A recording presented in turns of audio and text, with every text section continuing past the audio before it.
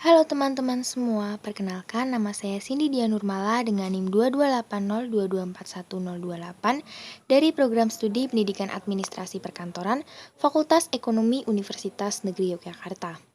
Video animasi ini saya buat guna memenuhi tugas mata kuliah pengantar organisasi, yaitu identifikasi organisasi. Di sini saya akan mengidentifikasi organisasi perusahaan PT Telekomunikasi Indonesia. Namun sebelum itu saya akan menjelaskan sedikit tentang PT Telekomunikasi Indonesia.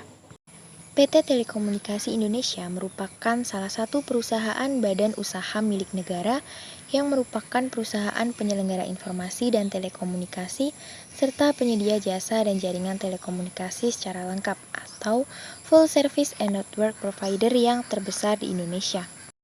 Untuk mengoptimalisasikan bisnisnya, PT Telkom mengelola dengan cara optimalisasi sumber daya manusia yang unggul, penggunaan teknologi yang kompetitif, serta membangun kemitraan yang saling menguntungkan dan saling mendukung secara sinergis.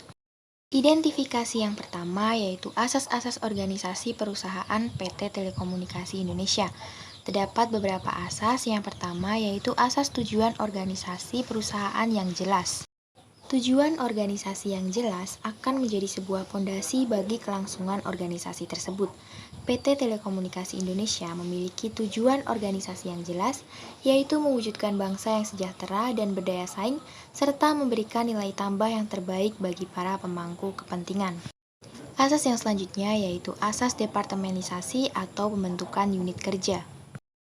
PT Telekomunikasi Indonesia menerapkan adanya departemenisasi dengan adanya bagan dan struktur organisasi yang jelas, serta pembagian jabatan, wewenang, tanggung jawab, dan fungsi yang jelas.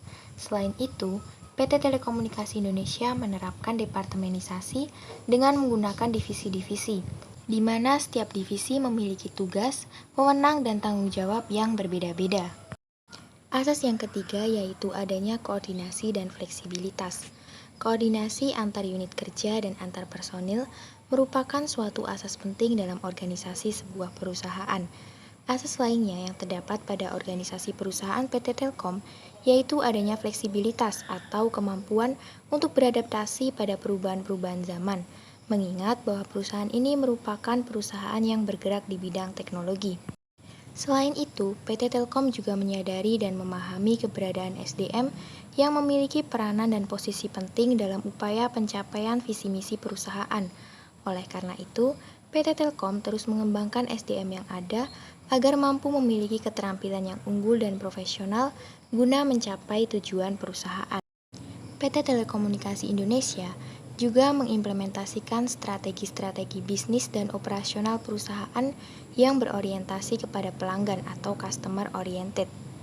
Hal tersebut menjadi dasar mengapa Telkom Group terus berkembang dan berubah seiring dengan kebutuhan pelanggan, serta perkembangan teknologi, informasi, dan digitalisasi.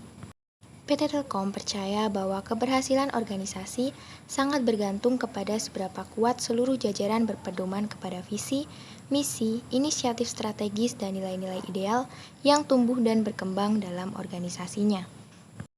Identifikasi yang selanjutnya yaitu unsur-unsur organisasi perusahaan PT Telekomunikasi Indonesia. Unsur yang pertama yaitu personil. Di dalam organisasi perusahaan PT Telkom terdapat susunan direksi yang meliputi direktur utama, direktur keuangan dan manajemen resiko, direktur customer service, direktur network dan IT solution, direktur digital business, direktur strategic portfolio, direktur human capital management, dan direktur wholesale and international service. Unsur yang kedua yaitu kerjasama atau teamwork. Kerjasama yang dilakukan oleh perusahaan Telkom yaitu diimplementasikan dengan menjaga komunikasi antar karyawan maupun karyawan dengan pimpinan. Hal ini dilakukan guna mencapai target dan tujuan bersama secara komunikatif. Unsur yang ketiga yaitu tujuan bersama. PT Telekomunikasi Indonesia sendiri memiliki tujuan yaitu mewujudkan bangsa yang lebih sejahtera dan berdaya saing, serta memberikan nilai tambah yang terbaik bagi para pemangku kepentingan. Hal ini pun pasti sejalan dengan visi misi Telkom. Tujuan bersama yang dimiliki PT Telkom menjadi sebuah acuan bagi personil perusahaan untuk membangun teamwork dan mencapai tujuan tersebut. Unsur yang keempat yaitu lingkungan. PT Telkom sendiri menciptakan lingkungan kerja yang baik. Berbagai cara telah dilakukan manajemen agar PT Telkom mampu menjadi tempat bekerja yang menyenangkan. Telkom Group juga memfasilitasi ruang kerja yang sesuai dengan konsep Smart Office, sehingga dapat mendorong munculnya energi positif yang menyenangkan dan dapat meningkatkan kreativitas dan ekspresi karyawan. Unsur yang kelima yaitu peralatan atau equipment. Adanya peralatan atau equipment yang memadai juga merupakan unsur pendukung yang mendukung PT Telkom melangsungkan keberhasilan organisasi perusahaan. Identifikasi yang selanjutnya yaitu macam-macam organisasi. Dapat diidentifikasi yang pertama berdasarkan jumlah pucuk pimpinan.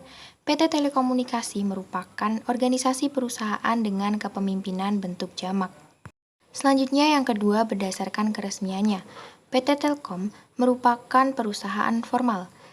Selanjutnya berdasarkan tujuannya, PT Telkom merupakan organisasi niaga atau Profit Oriented Organization. Identifikasi yang selanjutnya yaitu bentuk dan tipe organisasi. PT Telkom merupakan organisasi dengan bentuk organisasi lini dan staf. Hal ini dikarenakan dalam organisasi pucuk pimpinan memiliki komando dan wewenang, namun yang bertanggung jawab atas komando atau keputusan pimpinan dan melaksanakannya adalah staf. Sedangkan untuk tipenya sendiri, organisasi ini bertipe formal, yang mana terdapat struktur organisasi yang terstruktur dengan bagan yang mendeskripsikan keterkaitan antar unit kerja, kekuasaan, wewenang, dan tanggung jawab antar elemen di dalam organisasi. Identifikasi yang selanjutnya yaitu bagan dan struktur organisasi. Terdapat beberapa tugas dan fungsi utama dari direksi. Yang pertama yaitu direktur utama. Tugas-tugasnya meliputi mengkoordinir direksi, mengendalikan langsung direktur yang memimpin direktorat pada corporate office, dalam penyelenggaraan operasional fungsinya dan mengendalikan direktur yang memimpin direktorat pada operating business. Selanjutnya ada direktur keuangan. Tugas pokok direktur keuangan di samping tugasnya sebagai anggota direksi adalah mengelola dan mengendalikan keuangan perusahaan di kantor perusahaan dan seluruh unit bisnis serta melakukan pengendalian penyelenggaraan aktivitas keuangan secara terpusat.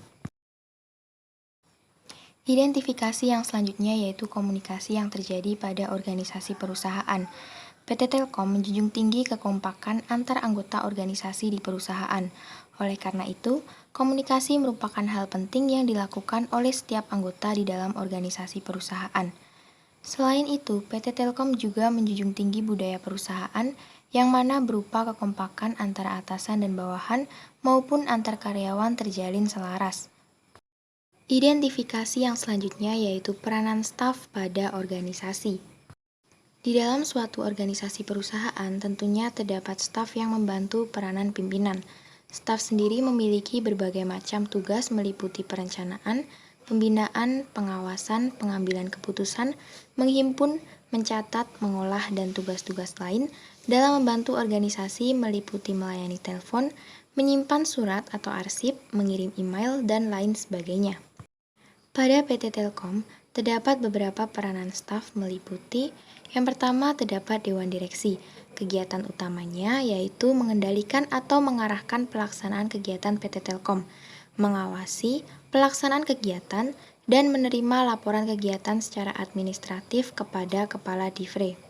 Selanjutnya ada staf dengan tugas utama yaitu bertanggung jawab pada tiap-tiap tugas yang diembannya dan melaporkan kegiatan operasional kepada atasan. Selain itu, terdapat pula staf-staf divisi dengan fungsi dan peranan yang berbeda. Yang pertama ada divisi network. Tugasnya yaitu menyelenggarakan jasa telekomunikasi untuk kepentingan internal Telkom. Yang kedua ada divisi multimedia. Divisi multimedia bertugas untuk mengelola jasa multimedia dan network provider untuk melayani masyarakat, langganan internal Telkom, internet provider, corporate customer. Divisi ini bertanggung jawab untuk menyiapkan bisnis masa depan yang ditandai dengan adanya konvergensi telepon, televisi kabel, dan internet. Divisi yang ketiga yaitu divisi atelier, berfungsi sebagai repair center atau pusat perbengkelan bagi kepentingan Telkom meliputi pengetesan dan modul repair, menyediakan suku cadang perangkat, dan konsultasi teknis. Divisi yang keempat yaitu Divisi Sistem Informasi atau SISFO. Tugasnya yaitu menyediakan sistem informasi baik untuk kepentingan Telkom maupun untuk pihak-pihak lain. Divisi yang kelima yaitu Divisi Riset Teknologi Informasi atau RISIT. Tugasnya yaitu melaksanakan riset dan pengembangan teknologi telekomunikasi dan informasi untuk kepentingan internal Telkom, baik riset pengembangan produk baru, standarisasi perangkat, grand skenario teknologi uji kaji laboratorium. Dan divisi yang keenam yaitu Divisi Properti. Tugas-tugasnya yaitu mengelola properti seperti tanah, gedung, dan sarana lainnya milik Telkom yang tidak berkaitan dengan alat produksi. Pengelolaan propertis ini utamanya untuk kepentingan Telkom, namun bila memungkinkan dapat melayani pihak lainnya. Divisi yang ketujuh yaitu Divisi Pembangunan, dengan tugas untuk melaksanakan pembangunan, konstruksi jaringan, konsultasi desain proyek, dan pengadaan untuk kepentingan Telkom. Dan yang terakhir yaitu Divisi Pelatihan. Tugas dan fungsi dari Divisi Pelatihan meliputi menyelenggarakan pendidikan dan latihan bagi para pegawai Telkom yang menunjang terwujudnya sumber daya manusia yang berkualitas, profesional, dan berintegritas. Identifikasi yang selanjutnya yaitu perilaku organisasi. Di dalam hal ini, PT Telkom memiliki sebuah budaya yaitu The Telkom Way 135 yang harus disepakati oleh semua karyawan. Pola 135 tersebut memiliki makna 1. Asumsi dasar yang disebut Commit to You. 3. Nilai inti yang mencakup customer value atau nilai pelanggan, excellent service atau pelayanan yang sempurna, dan competent people atau orang yang kompeten. Sedangkan 5 merupakan langkah perilaku untuk memenangkan persaingan yang terdiri atas stretch the goal, simplify, involve everyone, quality is my job, dan reward the winner. Selanjutnya, perubahan organisasi perusahaan. PT Telkom sendiri melakukan beberapa perubahan. Yang pertama, perubahan struktural. Pada tanggal 11 Mei 2011 dilakukan rapat umum pemegang saham yang salah satunya untuk melakukan perombakan susunan direksi PT Telkom. Hal ini dilatar belakangi oleh menurunnya kinerja karyawan Telkom. Selanjutnya yang kedua ada perubahan reaktif. Manajemen PT Telkom bereaksi atas tanda-tanda bahwa perubahan demikian dibutuhkan, yakni menurunnya kinerja karyawan yang berdampak pada menurunnya pelayanan terhadap pelanggan dan faktor persaingan bisnis telekomunikasi yang semakin ketat dan berubah dengan cepat. Manajemen PT Telkom melaksanakan modifikasi inovasi terhadap brand image melalui perubahan logo dan tagline baru, The World in Your Hand, dan budaya baru Telkom Way. Perubahan yang selanjutnya yaitu perubahan dan tugas fungsi pada beberapa unit strategis, dan juga perubahan menyangkut pembagian tugas dan wewenang direksi. Selain itu, PT Telkom juga melakukan perubahan-perubahan lain dalam beberapa tahap. Yang pertama, tahap unfreezing. Karyawan PT Telkom akan dituntut untuk mempelajari hal baru, aturan baru, target-target yang telah ditetapkan pimpinan baru, serta mempelajari sikap dari pimpinan baru dalam menggerakkan bawahan. Tahap yang kedua yaitu tahap changing. Setelah karyawan melihat, mengamati, mempelajari sikap pimpinan baru dan penyegaran mengenai gaya pimpinan, mereka termotivasi untuk melakukan apa yang ditargetkan pimpinan Telkom, yakni meningkatkan pelayanan kepada pelanggan. Dan tahap yang terakhir yaitu tahap refreshing. Dalam hal ini berarti perubahan yang terjadi pada PT Telkom membawa kembali organisasi pada keseimbangan yang baru. Identifikasi yang terakhir yaitu pengembangan organisasi perusahaan.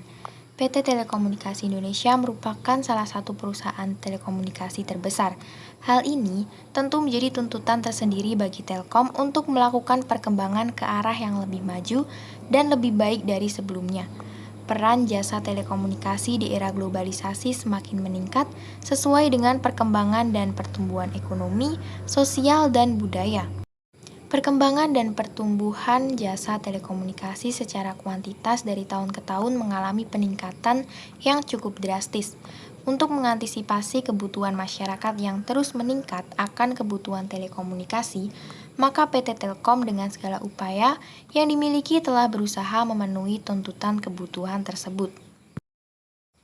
Dapat diambil kesimpulan bahwa PT Telekomunikasi Indonesia merupakan perusahaan telekomunikasi yang memiliki pengorganisasian yang baik.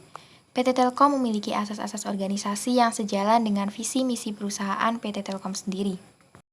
PT Telkom juga menegaskan adanya departemenisasi dan tujuan yang jelas dari organisasi perusahaan, yakni mewujudkan bangsa yang sejahtera dan berdaya saing serta memberi nilai tambah yang terbaik bagi para pemangku kepentingan. Dapat diidentifikasi pula unsur-unsur organisasi perusahaan, yang mana meliputi personil, teamwork, tujuan bersama, peralatan, dan lingkungan. Demi mencapai tujuan tersebut, perusahaan terus mengembangkan SDM yang ada. PT Telkom memahami pentingnya hubungan dan pemeliharaan karyawan demi tercapainya tujuan. PT Telkom juga mengimplementasikan strategi-strategi bisnis dan operasional perusahaan yang berorientasi kepada pelanggan atau customer oriented sebagai upaya bertransformasi menjadi digital communication. Selain itu, adanya teamwork yang baik antar personil perusahaan juga menjadi salah satu aspek keberhasilan PT Telkom. PT Telkom terus berinovasi melakukan berbagai perubahan dan pengembangan guna memajukan perusahaan melalui pengorganisasian yang baik. Demikian video animasi yang dapat saya paparkan tentang identifikasi organisasi perusahaan PT Telkom. Apabila ada salah kata dan kekurangan, mohon dimaafkan.